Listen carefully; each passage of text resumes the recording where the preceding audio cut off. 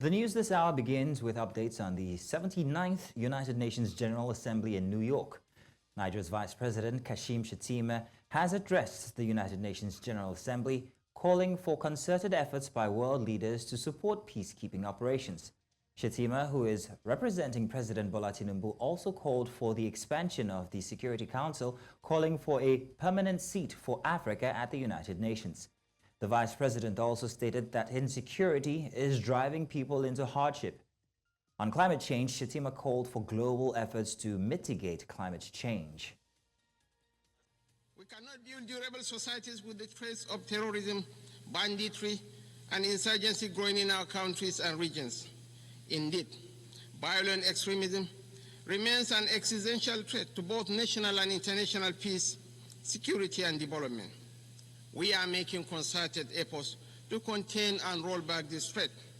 The high-level African counter-terrorism meeting hosted by Nigeria in April 2024 and its outcome, the Abuja Declaration, promises to provide solutions to the challenges presented by terrorists and insurgents. Climate change is a driver of insecurity, which also poses a veritable challenge to sustainable development. A few weeks ago, large areas of my country were inundated by seasonal floodwaters, including one of our largest cities, Maiduguri, in the northeast. Other parts of Nigeria also experienced similar tragedies, occasioning the loss of lives and property. And we interrupt the news at this time to go straight to the UN General Assembly, where the President of Ghana is addressing the Assembly now. So let's head straight to that. His Excellency Nana Addo Dankwa Akufo-Addo is speaking. Is immune from the effects of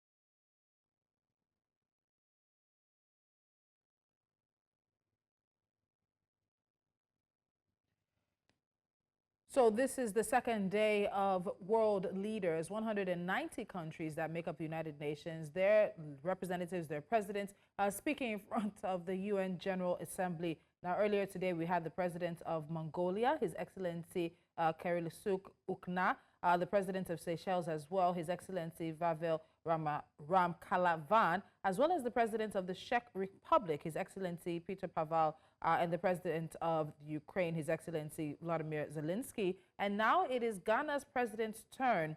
Yesterday, we had a number of African presidents as well also address the General Assembly of the United Nations. Our Vice President Kashim Shettima is one that, of course, represented President Bola Tinubu yesterday.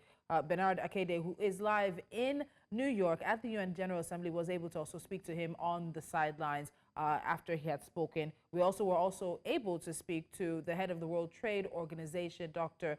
Ngozi Okonjo-Iweala. Later on today, we're looking forward to hearing from the president of Namibia as well, the president of Libya, as well as the president of the Democratic Republic of Congo.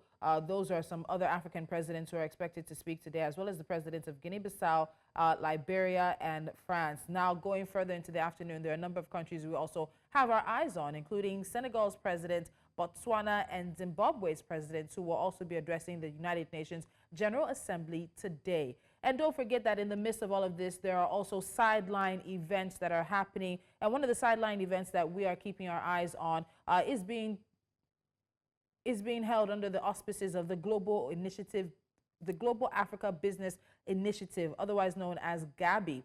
The agenda for 2024 is Unstoppable Africa 2024 Agenda. And there are a number of events that are happening on the sidelines. This afternoon, we're also expecting to hear from a number of people. There will be a fireside chat with Aliko Dangote, our very own Aliko Dangote, the president and chief executive of Dangote Industries Limited. He'll be having a fireside chat.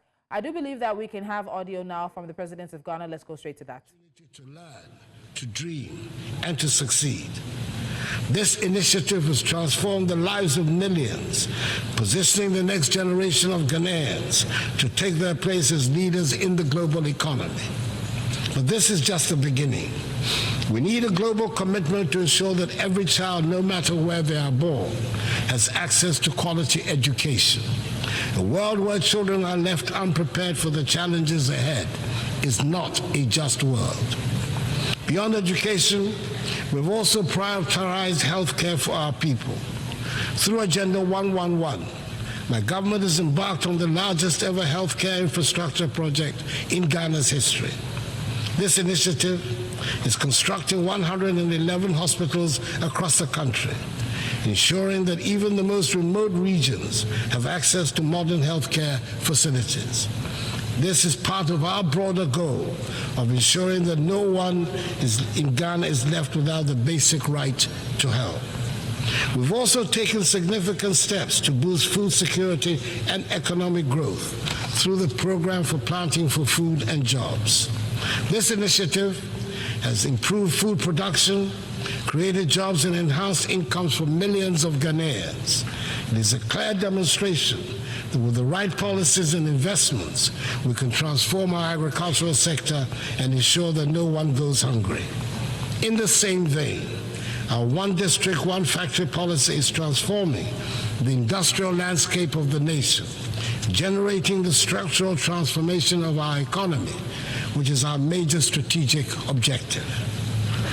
And in addition, Ghana has embraced in full the teachings of the Fourth Industrial Revolution and is actively pursuing an agenda of digitalization. Under my administration, we've revolutionized public service delivery by integrating technology into governance. From the introduction of the Ghana card, which has streamlined identification and access to services, to the digitalization of the country's land registry. These reforms have enhanced transparency, efficiency, and accountability. Digitalization has improved the lives of ordinary Ghanaians and has also laid the groundwork for sustainable economic growth in the digital age. And let us not forget the strides we have made in enhancing the rule of law and governance through reforms in the judicial system, strengthening our democratic institutions, and promoting transparency. Ghana continues to be a beacon of good governance in Africa. We have enacted laws and implemented policies that uphold the principles of accountability and ensure that every Ghanaian, regardless of their background, is protected by the rule of law. Madam President, it is impossible to address the challenges of today without speaking of the contradictions that exist within this global institution. We gather here to discuss peace, but wars continue to ravage nations. We speak of justice, yet justice endures. Take the Russian invasion of Ukraine, for instance. Millions of lives have been uprooted. Thousands have lost their lives, and yet the Security Council has struggled to respond decisively, just as it is struggling to make a decisive intervention in the tragic ongoing war in Gaza and the Lebanon. The structure of the Council reflects a world that no longer exists, and its failure to act in times of crisis raises a difficult question. What is the purpose of the Security Council if it cannot intervene when the world needs it most? Reforming the UN Security Council is a matter of fairness and necessity. The current structure created in 1945 no longer reflects the realities of today's geopolitical and economic landscape. Africa, Latin America, and South Asia remain underrepresented despite their significant influence on global affairs. This lack of representation undermines the legitimacy of the Council's decisions, and the use of veto power by a few permanent members often paralyzes its ability to act effectively during crises. Reform is essential to ensure that the Council is more inclusive, democratic, and responsive to the complex challenges we face today. The world has changed, and the Security Council must change with it to maintain its relevance in promoting global peace and security. For years, I've championed the need to reform the Security Council as per the Ezumwini Consensus, the common African position on UN reform, which calls for Africa to have permanent seats on the Council. It is incomprehensible that a continent of 1.4 billion people has no permanent voice in shaping decisions that affect global peace and security. The time for half measures is over. We need a Security Council that is fit for purpose in today's world. It is heartening, however, that finally the demand for reform has found acceptance by leaders of 2 of the 5 permanent members, President Joe Biden of the United States of America and President Emmanuel Macron of France. Hopefully, the others will soon follow suit. We must also recognize that the fight for peace goes beyond government actions. It is a fight for humanity itself. In Africa, we have often borne the brunt of conflicts, sending our troops to peacekeeping missions with limited support from the global community. While I'm pleased to see the UN now taking steps to finance peacekeeping in Africa, an outcome of Ghana's presidency of the UN Security Council, we must go further. Peacekeeping alone is not enough. We must address the potential causes of conflict, poverty, inequality, and lack of opportunity. True peace comes from investing in education, healthcare, and economic development. However, peace cannot be imposed from the outside. It must be built from within.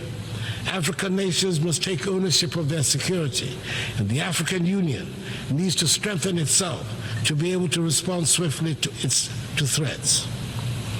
Madam President, as I speak today, ongoing developments in West Africa are deeply troubling. Military coups in Mali, Guinea, Burkina Faso, and Niger threaten the democratic progress we have worked so hard to achieve within the ECOWAS community. These coups are stark reminders that democracy is indeed fragile and must be continually nurtured. In Ghana, however, we will remain resolute in our commitment to democracy.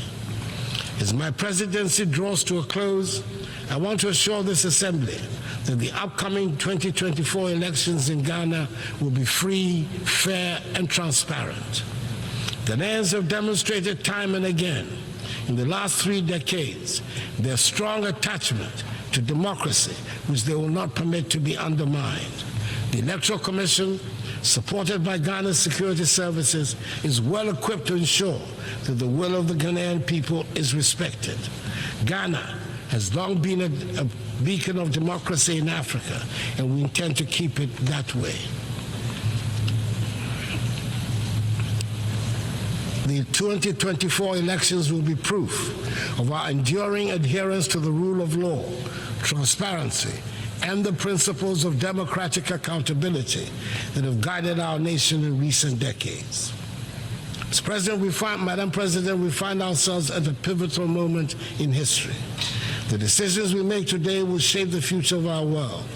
We can choose to act with courage, compassion, and a commitment to leave no one behind, or we can choose inaction and allow the suffering of millions and the degradation of the planet to continue.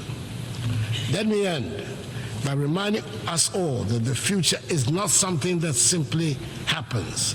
It is something we create. We have the power in this room to change the course of history. Let us not shy away from that responsibility. Let us act now, and let us act together. I wish you God's blessings in all your current and future deliberations, and I thank you for your attention. On behalf of the Assembly, I wish to thank the President of the Republic of Ghana.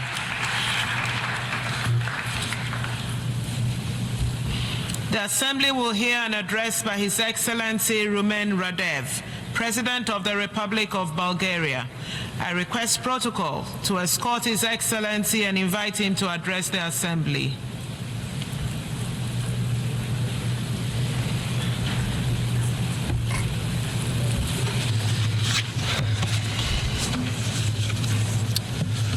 Excellencies, ladies and gentlemen, allow me at the outset to congratulate His Excellency Philemon Yang for his elections as the President of the 79th UN General Assembly session.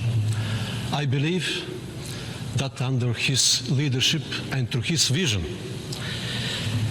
the international community will move forward on the agenda of strengthening the values of the UN Charter, an effort that the humanity now needs the most. Our world faces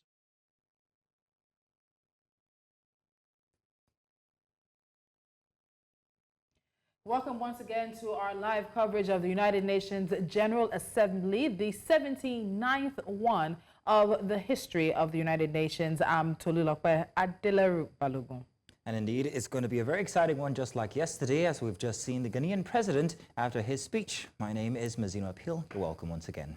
And we're hoping to be joined by our international correspondents, Bernard Akede, as well as Adeshewa Josh, as we take apart what the Ghanaian president has said. Of course, a number of things pointing to some of the comments that other presidents before him had made yesterday as well. But those conversations are, of course, continuing right here. We're looking forward to also hearing from the Liberian president today and a number of others. Bernard Akede is on standby right now. Let's bring him into the conversation. Bernard, I know you're at the UN General Assembly, but we also know this is also the GABI, the Global Africa Business Initiative, is a sideline event that we're also covering as News Central. So just quickly take us through what's happening where you are right now.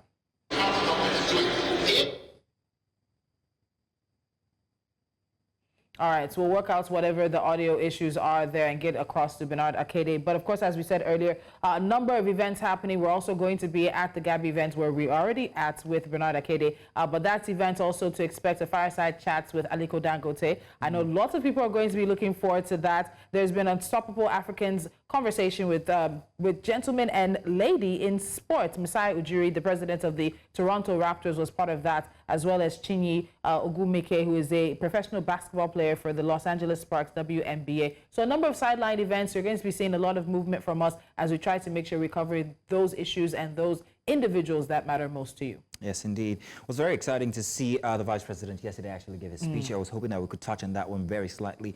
He did talk like I thought he was going to talk about governance yesterday, but I'm not sure whether people actually appreciated his speech as much as they did the other speakers. Perhaps maybe we get to analyze that one with our correspondent over at the UNGA eventually, once we can establish communication. However, Nana Akufo-Addo, president of Ghana, just spoke, and he had very interesting inputs to make into the summit here today. He spoke about Ghana being a beacon of democracy for the past, well, more than just a century, well, not up to a century. But it was very interesting to actually note that Ghana actually has had a very solid democratic rule for the past, well, longer than most African countries. Never occurred to me then. And also he talked about the structure of the summit, the structure of the UNGA.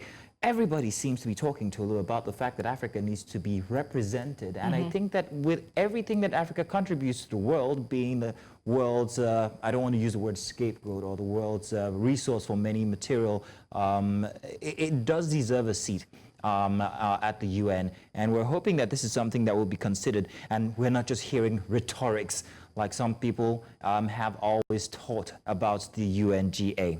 And it's going to be quite interesting because I know in previous years, Nana Akufo-Addo has used the opportunity to also talk about debt forgiveness, which is something that, of course, Vice President Kashim Shettima touched on yesterday. Debt forgiveness, the climate change situation, and impact on the African continent. But for Nana Akufo-Addo, he looked at, of course, about integrating technology into governance, the ability that his government and, of course, the wider Ghanaian government has been able to digitize for sustainable economic growth. He spoke about judicial reforms and promoting transparency, and of course did promote Ghana as a beacon of good governance in Africa. And then he went to the Security Council. That is something that's going to be a recurring refrain for the next few days as people are able to speak. So he asked a very pertinent question, one that I believe we also asked yesterday. What is the purpose of the Security Council if it cannot interfere when the world needs it the most? And 6/1945, that's the UN has come into being. No longer does that UN of the past reflect and represent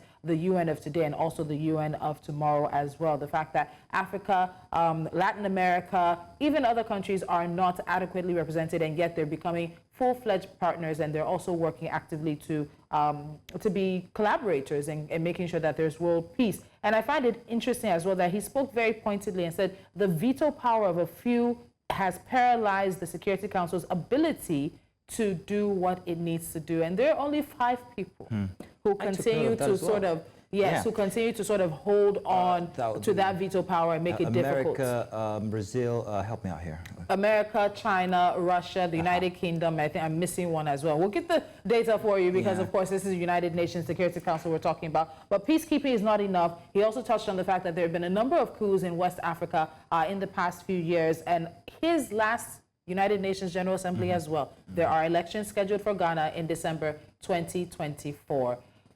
All right, let's go to Bernard Akede now and get a quick feel of where he is at the Global Africa Business Initiative. Over there to you. All right, fantastic. So take us through what's happening at the GABI side event at the United Nations General Assembly.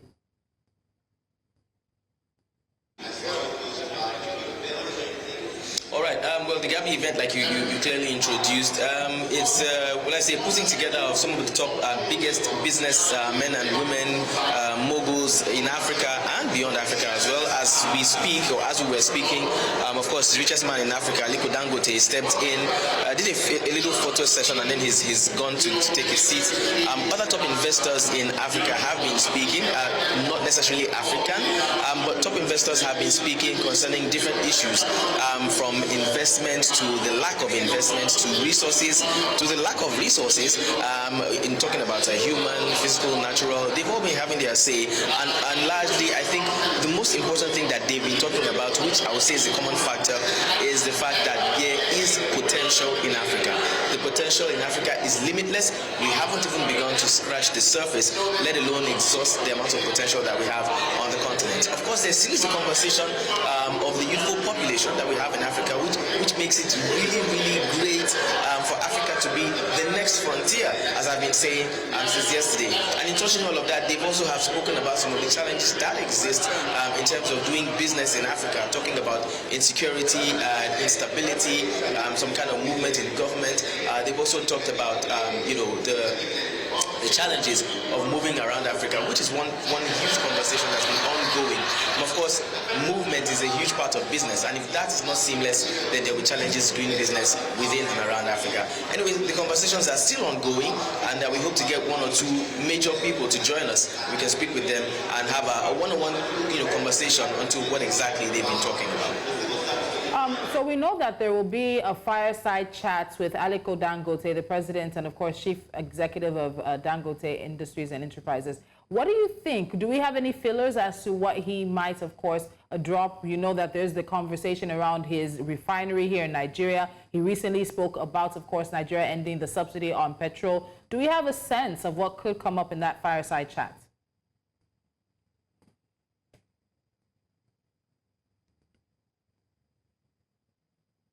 Can you hear me?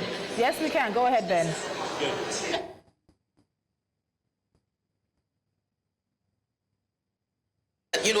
Definitely Aliko Dangote, it's right now it's difficult to mention his name without talking about the whole petroleum drama that's been going on in Nigeria. Even if you're not Nigerian, if you're interested or invested in Nigerian oil and gas, or you have a little bit of idea of Nigerian oil and gas, you would know that Aliko Dangote is in the, if you like, eye of the storm or the center of the party, depending on what side of the divide you're looking at it from. So I would want to believe that at some point that conversation would rise. Again, you can't discuss business and investments in Nigeria and ultimately in Africa without talking about Aliko Dangote himself. He has his hands in so many pies. If you want to mention, there's cement, there's sugar, there's salt, there's flour, and of course ultimately there's petroleum product. But that is the one petroleum product that has been spinning around the past couple of months. I'm thinking, and this is me now looking into my crystal ball and trying to project, that the Dangote group, represented here by the chairman himself, may not want to speak so much or go in depth into the issues or the challenges that have been spinning around concerning petroleum production in Nigeria, but it is almost impossible for him to avoid that.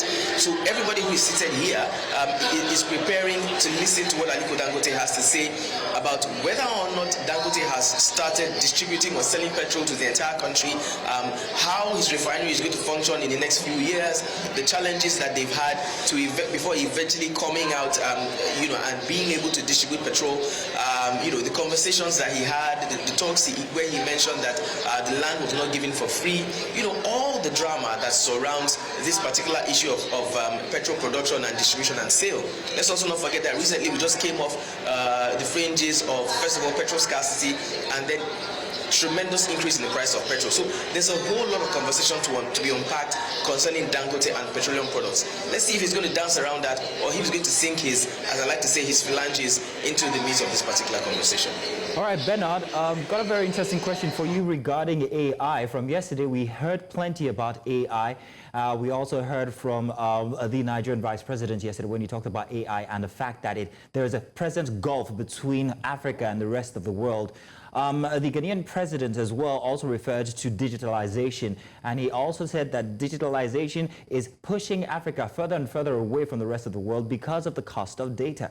Now, I'm wondering at the GABI event if anybody, if we're expecting to hear anyone talk about AI, specifically about the inclusion of Africa when it comes to AI and digitalization.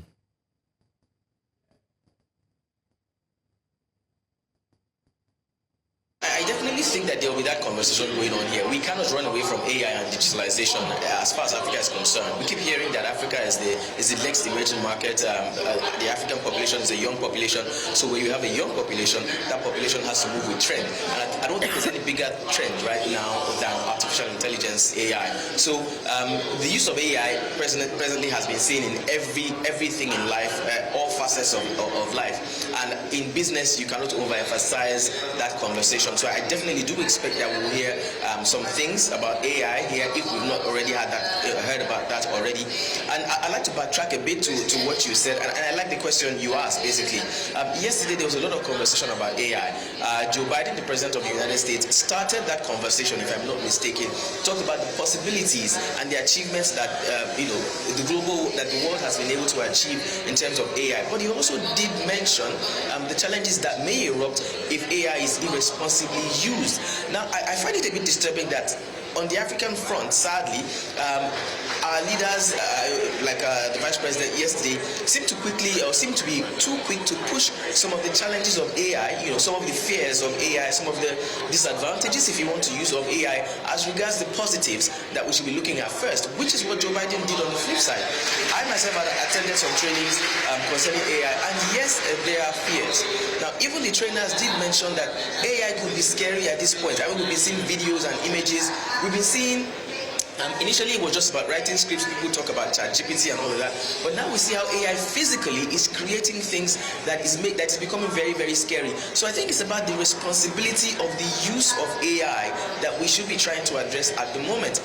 There's no running away from AI. Of course, it's not like the Terminator movie where machines would rise and take over the human race, if that was the initial fear. But then AI has come to stay.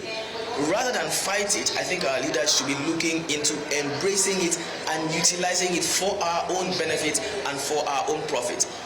If we do want African investment, if we do want, foreign investment in Africa, we have to use everything that comes with it to the best of our advantage. And AI cannot be overemphasized. And so we know that there will also be an event that focuses on African youth. That's going to be quite interesting, talking about African youth are demanding change now, a bigger role in shaping the future that belongs to them, and of course, issues around climate change. That session is the Africa Youth Fix for a World in Crisis. Are we adequately seeing attention being given to African youth in this? It's the largest basically the largest continent, of course, with the youngest amount of people in our population. So we're a young population, we're a young continent because of the youth in our population. In terms of that, what are we hearing with the conversations happening on the sidelines at the UNGA?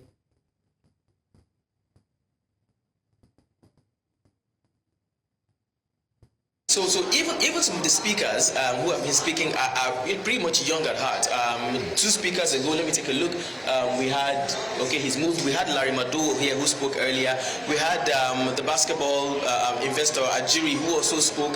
So a couple of young people have been speaking, and of course you can't have young people speaking without talking about the youth themselves. Ajiri is somebody who has been investing in basketball and sports across the continent for a couple of years, and of course you see the use of or the infusion of a lot of young people in this particular line of business that he has, and from one speaker to the other, there's a conversation of having to address the youthful population in Africa. If we cannot tap into that, then it becomes a huge problem. All right, we just need to put you on pause because we can see Aliko Dangote on stage now, the president and chief executive of Dangote Industries Limited. Let's go to his fireside chat happening at the GABI Sideline event of the UN. And economic diversification across the continent. Well, thank you very much. I think it's great to be here, and I would like to thank the organizers of GABI. Well, Africa has diverse areas of investment, but I think one of the greatest area of investment is actually agriculture. People will be surprised that I'll be talking about agriculture. We're also in agriculture, we're pumping quite a lot of money, even though we're very focused in terms of, sugar. But areas of minerals, when you talk about solid minerals, we have not even really scratched the surface. And all what we need to do is just to make sure we process our own minerals rather than exporting the raw materials. Because it doesn't make sense exporting the raw materials because we are not really adding any value, we are not creating jobs. So what we are doing is that we are shipping the raw materials. We're seeing that happen with the cashew nut industry. Cashew nuts, cocoa, so what we are doing is that we are actually exporting jobs out and then importing poverty into our continent, and that has to stop. Right. So, in the areas of our own investment, yes, we have actually invested heavily in the last couple of years in oil and gas, which is almost, we spent between the fertilizer, refinery, cement, sugar backward integration, in 7 years, we actually invested over about $25 billion. So why are we doing that? Because we are doing that to show confidence. Right. Because if we don't really move by investing in our continent, it will be very difficult for other people to be convinced to come and invest on our continent. So we need to tell them that, look, there is quite a lot of things happening in Africa, and sky is the limit. Right. And yes, of course, there are some few issues here and there, but those issues are solvable. Right, and you've also spoken about the need to build a robust manufacturing base in Africa, right? What do you see as some of the immediate priorities to accelerate that transition towards manufacturing and value addition across the African continent? Well, value addition, if you look at all what we are doing as a group, is actually transforming our raw materials into finished goods. Let's say, for instance, cement. Our own cement, when we started cement, Nigeria was only producing 1.9 million tons. When we moved into cement, we started, our first factory was 2007. And by today, Nigeria is in production of about over 55 million tons. So we started from scratch, but we made sure that we are not only self-sufficient, we are also a major exporter of cement, which we did. Right. And then we look at fertilizer. There's no way, when you talk about Africa, the biggest thing about Africa is agriculture. So now, how can we talk about agriculture being the biggest in Africa if we don't produce our own fertilizer? So in the last couple of years, in sub-Saharan Africa, we had zero fertilizer production, which is urea mainly. And both ourselves, we now built 3 million tons capacity. There's also another company, Indorama. Indorama also built another 3 million tons capacity. So we're able to make Nigeria self-sufficient, and we're able to serve other African countries, and we export up to US. Then you look at it now, we look at oil, petroleum products, and we realize that in the entire African continent, there are only 2 countries that don't import petroleum products, which is Algeria and Libya. Right. And that really pushes us into saying, okay, you know what? We need to save our continent. But where do we start from? So we have to start from home. Right. We started from Nigeria, and now we built about 650,000 barrels per day refinery. Right. Yeah, before we get to oil, and I want to talk about green energy, because that's a theme that we're hearing a lot about, especially here at the United Nations this week. I wanted to ask you specifically about some of the measures that you think we need to accelerate. There's a lot of hope on the Africa Free Trade Continental Area, of course, to alleviate that, but it doesn't seem to be making movement. How do you think we can accelerate on that? Well, to accelerate on the free trade, first of all, we need to do a couple of things. One of the things that we need to do is to make sure we liberate ourselves and allow free movement of people, goods and services. Like what I keep saying, you know, today somebody who is holding maybe even American passport or British passport, he has more access to countries than me as an African. So, you know, unless we're allowed to mingle among ourselves, because if I cannot visit you, I can't do business with you. So what we need to do is really to remove all these restrictions about visa among It's starting Africans. to happen, though. It's starting to happen. We're seeing it happen. It started to happen, but maybe only 3 countries. You're talking about Rwanda, I think Benin, and which is the other country. There are only 3 of them. That's okay, fine. Africans, they can just come, you know, visa free. But if I'm an investor, okay, I say that there's an African country, for example, where we invested $650 million, but I still do need a visa as an African, despite that we have the highest African investment. So it doesn't make sense. What we need to do to make sure that we unleash the potentials of Africa is to remove all these issues about, yes, because I mean, thank you.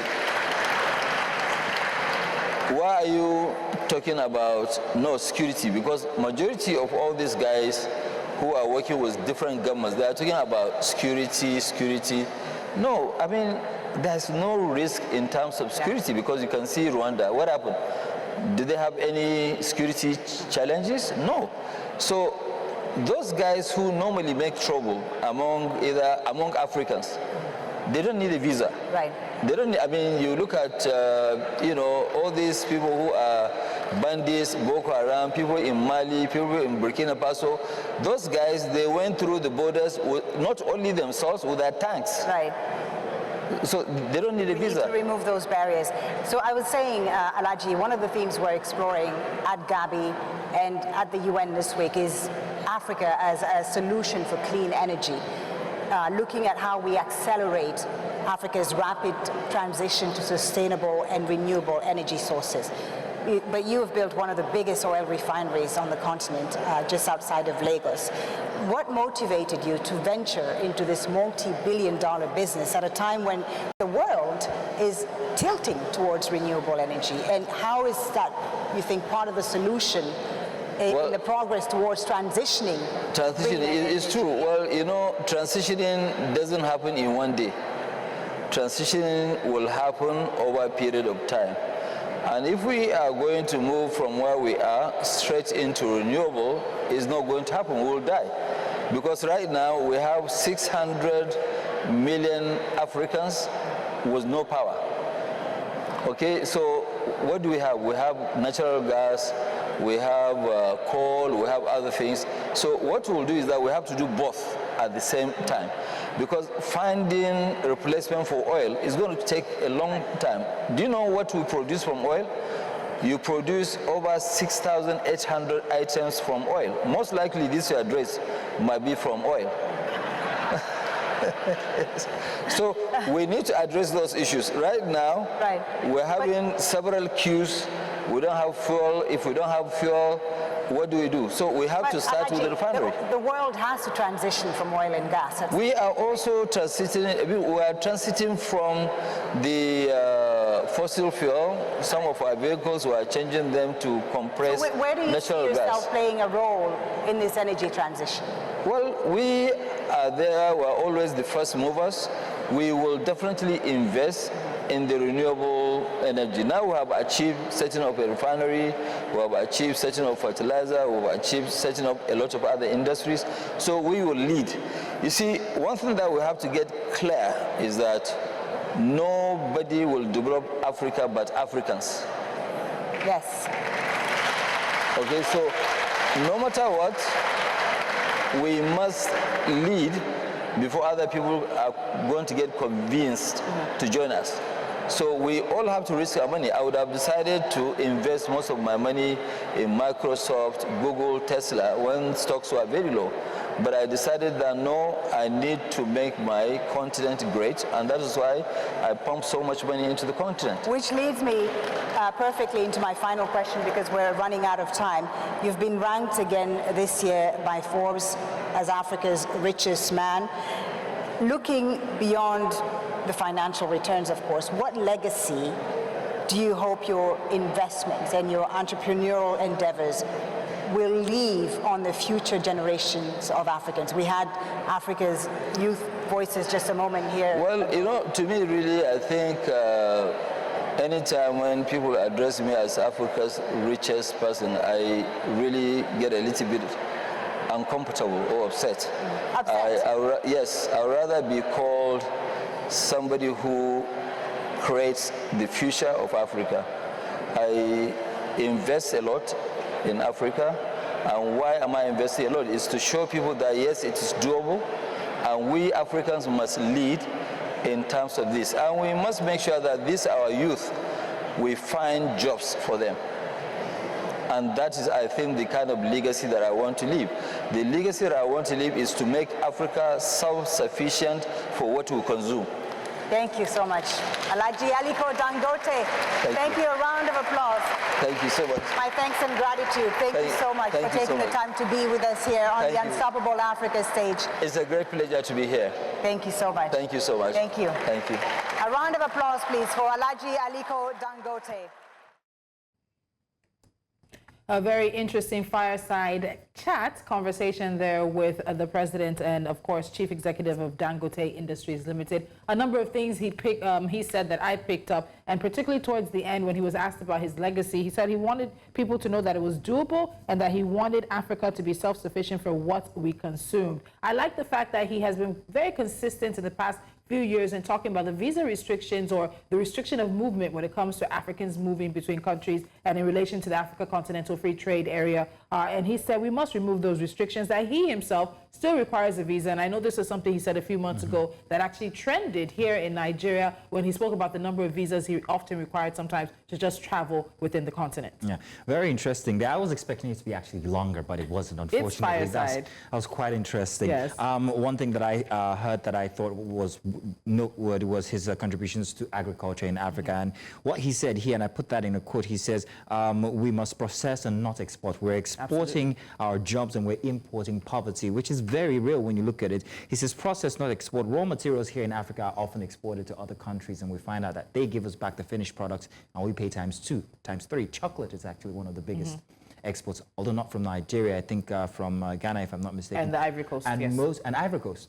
And most Ivorians have not seen chocolate. Most of these guys who actually farm cocoa have not even tasted or seen chocolate, yet they have the raw materials. And so it's always interesting. This example you use is quite interesting to me because some of this chocolate will come back and package as Swiss chocolate. Exactly. And it's all about the value addition, because this whole conversation, particularly towards the mineral section that he brought up, is about value addition. He also asked, have you seen the things that we get from petroleum when we do, of course, the refining? And so it's a value addition conversation that he really pushed forth. Also talking about the fact that Nigeria had become self-sufficient in cement, some 55 million tons of cement that had been produced. He said fertilizer, how can we be so invested in a Greek, but we are still importing fertilizer as well? So there are a number of things that he talked about. The fact that Dangote Industries has invested about $25 billion in order to show confidence that we must invest in our continent so that others can invest as well. And again, I'm going back to the Africa Free Continental Trade Area.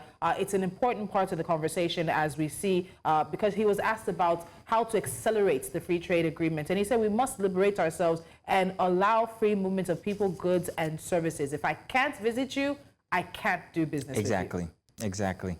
I believe that we have Adishwa Josh, who's on standby, and also Bernard Akede is still on standby as well. Let's talk about the Global Business Africa Initiative that's going on. Bernard, you are there right now. You witnessed Aliko Dangote's fireside chat. What did you think about it, apart from it being too short, like I thought?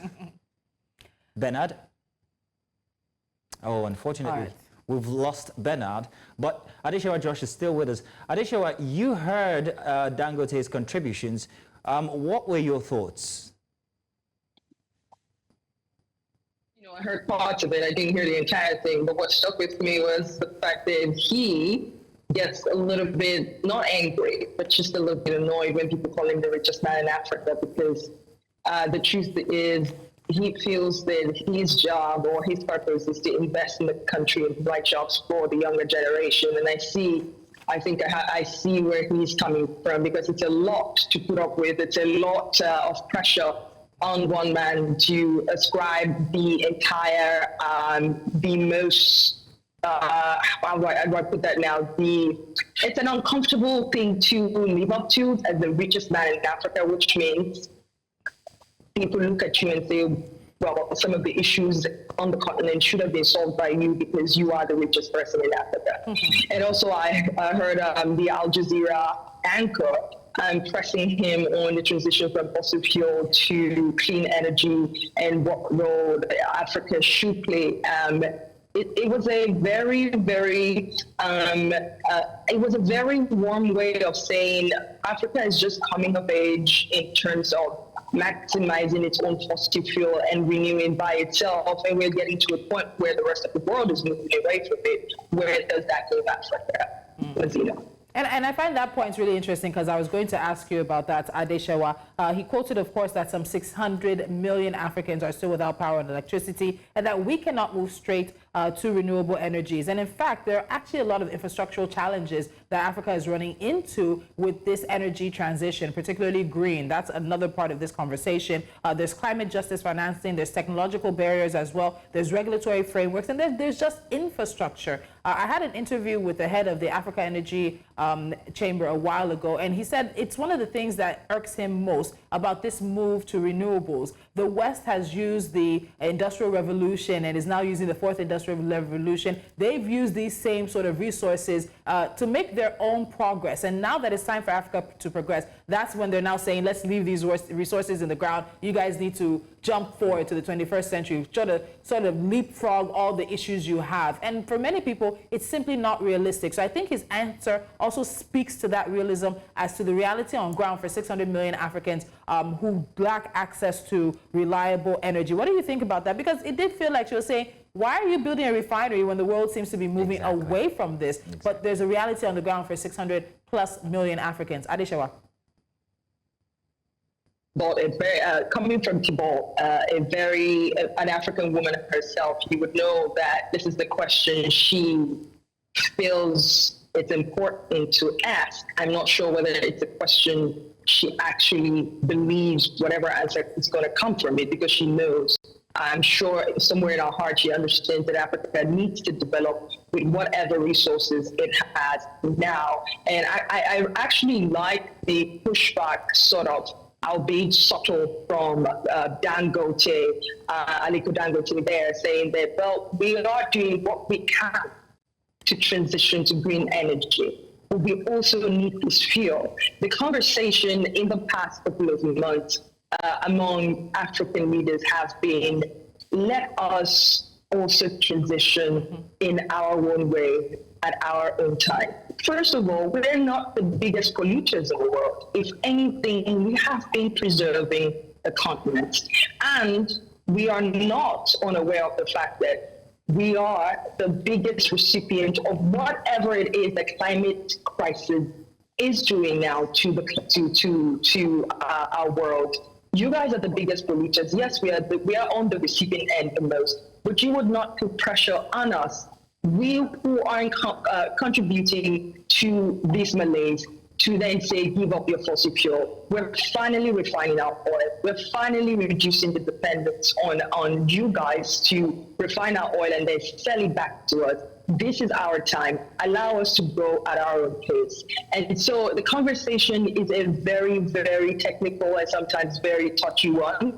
The Western world understands that there needs to be a move to cleaner energy to save the continent, but they also understand the role that they play. But it is a very, very touchy conversation when it comes to saying Africa should do it. And I kind of like how many African leaders have been pushing back and saying, listen, guys, go and go and play your role, and we will follow. Lead that part, and we will follow. I'm going to jump on that at this show, but I'm going to refer this question now to Bernard. Bernard, if you were listening, you remember when he was referred to as Africa's richest man once again by Forbes this year, and he said it is very uncomfortable when he's regarded as that. In fact, he said that he creates the future, and he'll rather be identified as a person who creates the future. Now, he also said that Africa's problems or Africa's solutions are with Africans themselves. But this is kind of like contrasts the Vice President Shetima's expressions yesterday when he told her that, well, it seemed like he was seeking or he was asking the Western world to aid Africa. Now, there's a bit of a difference there. I don't know what you think about Aliko's comments about our solutions being in our hands and Shetima asking that the rest of the world actually assist Africa.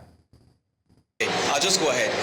Responding to Mazino's question, I think both responses from the Nigerian Vice President yesterday, talking about the global community supporting Africa with its challenges, and Aliko Dangote saying Africa's challenges will be solved by Africans, I think both go side by side. I also am an advocate of Africa seeking solutions to African problems, but of course Africa cannot do it alone. But I think where the challenge now comes is where Africa is sitting back and relaxing, waiting for the rest of the world to solve her problems for her, and still stating that we can do it ourselves. When it comes to seeking reparations, and this we had this conversation yesterday, seeking reparations for what has been stolen or what has been lost, Africa getting financial compensation for global warming because Africa contributes the least to global warming but feels the impact the most, Africa needing aid because of climate change and topography issues, Africa needing support when it comes to pharmaceutical products and medical solutions, and vaccines and all of that. Yes, Africa needs this support from the rest of the world, but then Africa has been getting this support for centuries. What has Africa been doing with this support? It will only, it's just for a period of time before certain countries would look inwards and say, look, we need these things ourselves. Very quickly, to answer this question further, I'll take us back to COVID era. When the vaccines were being created and invented, before they came to Africa, the countries that created them had to use them first, didn't they? And then eventually, what they had left, they began to spread and began to sell, as the case may be.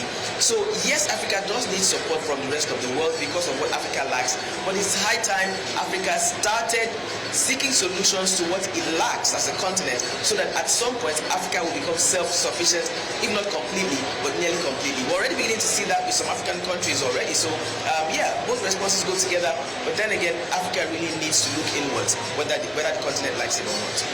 And it's interesting that you do that, because I really had to quickly pull this up. Adisha, I'd like you to speak to this. The latest estimates for capital flight from 33 sub-Saharan African countries show that they lost a total of $814 billion between 1970 and 2010, and this amount actually exceeds official development aid of $659 billion and FDI of $306 billion for the same period. So there's a track record of us being told that we're being aided by the West and those outside of the continent. Meanwhile, the amount of money that leaves the continent in capital flights is actually much more than that. And so we've heard different tones from different presidents so far at the United Nations General Assembly. Adisha, I want to take us back to the Ghanaian presidents now. We had spoken to Ben earlier, but he also did talk about the fact that this is a conversation in which Africa needs to work. We need to, one, he talked about the Security Council, but he has oftentimes spoken about the fact that debt needs to be forgiven.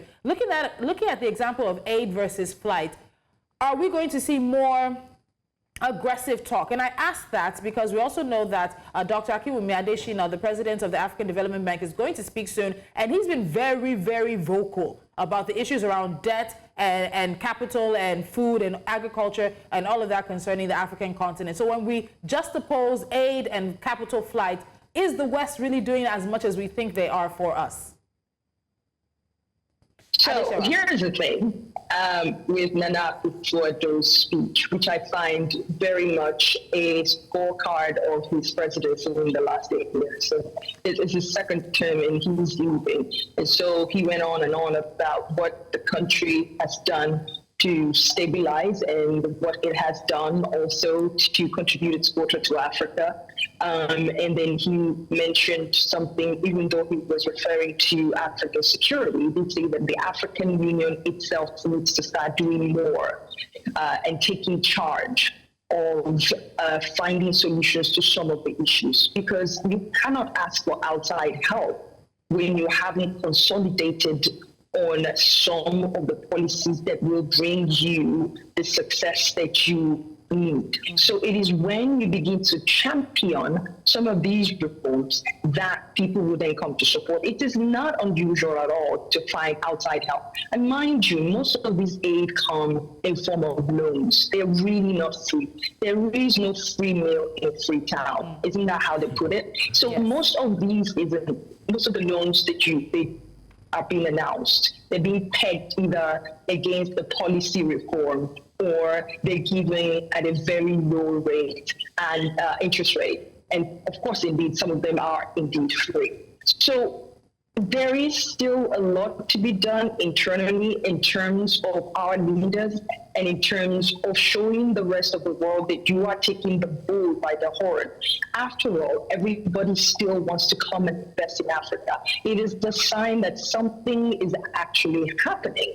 So no one is actually coming in to do the continent a favor. And this is where it is important for our leaders to come in and say, when you get to the negotiating table, the negotiators are not doing you a favor by talking to you. They know exactly what they're going to get from you. So you want to go in there knowing exactly what you want for your people and how much of that you want to get out. Actually, it is a fair field. And you either go in there being the best negotiator. You don't get what you deserve, get what you negotiate. And that has been the challenge so far. So yeah, aid is coming in. But is it coming in because they're doing you a favor? Many experts will tell you, no, it is not coming in because anyone is doing anyone at all a favor. Secondly, Adesina, can you hear me? My apologies for interrupting you. We do have to go, but you know that we're continuing coverage of the United Nations General Assembly. We'll be speaking to you again. The Liberian president is expected, as well as the president of the Democratic Republic of Congo, and we'll be looking to take their speeches, so we'll be back with you shortly. Thank you so much, Adesina.